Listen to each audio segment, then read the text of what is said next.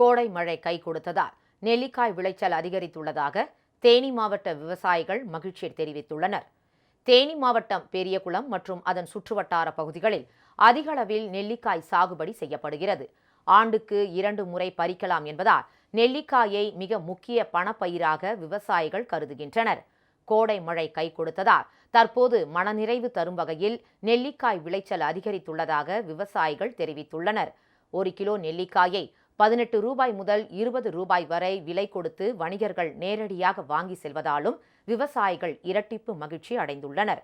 அதே நேரத்தில் கடலூர் மாவட்டத்தின் பல்வேறு பகுதிகளில் சாகுபடி செய்யப்பட்டுள்ள திருப்பதி சாரம் 5 என்ற நெற்பயிர்களில் செம்பேன் பூச்சி தாக்குதல் ஏற்பட்டுள்ளது. இதனால் நெற்பயிர்கள் பச்சை நிறத்தை இழந்து பழுப்பு நிறமாக மாறி வருகின்றன.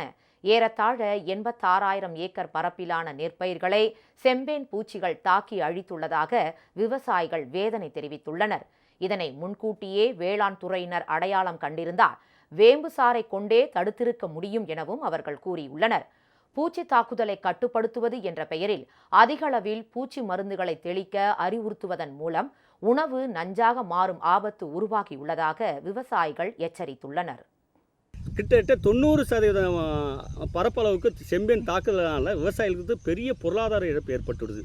இதை வேளாண் துறை கட்டுப்படுத்த தவறிவிட்டது. இன்னைக்கு கொடுமையான விஷமுள்ள மருந்துகளை தெளிக்க சிபாரிசு பண்ணுறாங்க.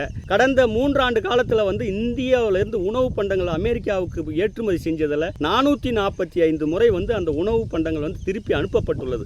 என்ன காரணம்னு ஆய்வு செய்யும் பொழுது அதில் கேன்சர் வரக்கூடிய விஷத்தன்மை இருக்குது. அதனால் எங்களுக்கு அந்த உணவு வேண்டாம், உணவு பண்டங்கள் வேண்டாம் திருப்பி அனுப்பிச்சிருக்காங்க. அதை தான் இந்த இந்திய திருநாட்டில் மக்கள் உணவாக பயன்படுத்திட்டு இருக்காங்க. தேவையற்ற மருந்துகளை வாங்குமாறு ஏமாற்றும் மருந்து கடைகளின் உரிமத்தை வேளாண் துறை ரத்து செய்ய வேண்டும் என விவசாயிகள் வலியுறுத்தியுள்ளனர்.